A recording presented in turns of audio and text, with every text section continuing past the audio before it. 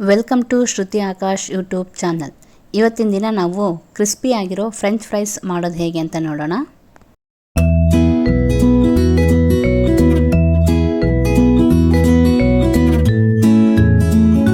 ಮೊದಲಿಗೆ ನಾನಿಲ್ಲಿ 2 ಪೊಟ್ಯಾಟೊ ತೊಗೊಂಡಿದ್ದೀನಿ, ಅಂದರೆ ಆಲೂಗಡ್ಡೆ.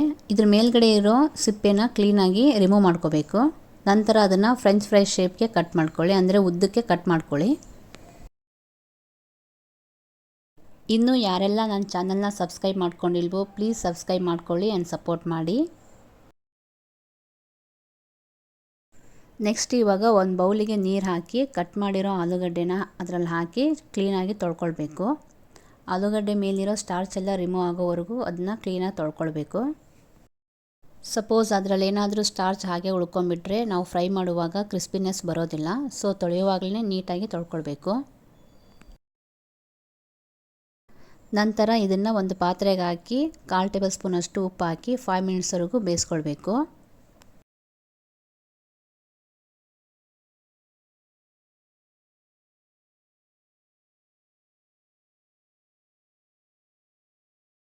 ನಂತರ ಒಂದು ಕಾಟನ್ ಬಟ್ಟೆಯಲ್ಲಿ ಬೇಯಿಸಿರೋ ಆಲೂಗಡ್ಡೆನ ಹಾಕಿ ಒಂದು 5 to 10 ಮಿನಿಟ್ಸ್ವರೆಗೂ ಹಾಗೆ ಬಿಡಿ, ಅದರಲ್ಲಿರೋ ನೀರೆಲ್ಲ ಅಬ್ಸರ್ವ್ ಆಗಲಿ.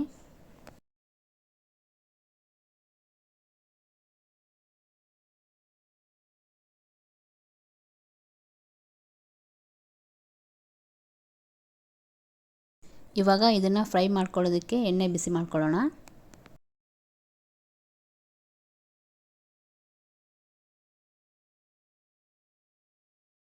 ಎಣ್ಣೆ ಕಾದ ನಂತರ ಕಟ್ ಮಾಡಿರೋ ಆಲೂಗಡ್ಡೆನ ಹಾಕಬೇಕು. 5 ಮಿನಿಟ್ಸ್ವರೆಗೂ ಡೀಪ್ ಫ್ರೈ ಮಾಡ್ಕೊಳ್ಳಿ.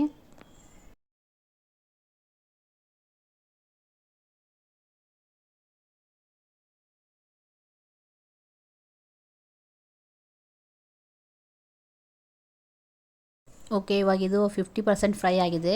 ಇದನ್ನು ಒಂದು ಪ್ಲೇಟಿಗೆ ಹಾಕ್ಕೊಳ್ಳೋಣ. ನೆಕ್ಸ್ಟ್ ಇದನ್ನು ಡಬಲ್ ಫ್ರೈ ಮಾಡ್ಕೋಬೇಕು, ಅಂದರೆ ಇನ್ನೊಂದು ಸಲ ಫ್ರೈ ಮಾಡ್ಕೋಬೇಕು.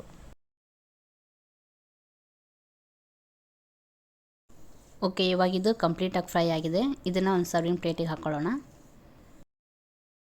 ಇವಾಗ ನೆಕ್ಸ್ಟ್ ಇದಕ್ಕೆ 1/4 ಟೇಬಲ್ ಸ್ಪೂನಷ್ಟು ಖಾರದ ಪುಡಿ ಮತ್ತು 1/4 ಟೇಬಲ್ ಸ್ಪೂನಷ್ಟು ಚಾಟ್ ಮಸಾಲ ಪೌಡ್ರ್ ಹಾಕಿ ಚೆನ್ನಾಗಿ ಮಿಕ್ಸ್ ಮಾಡ್ಕೊಳ್ಳಿ.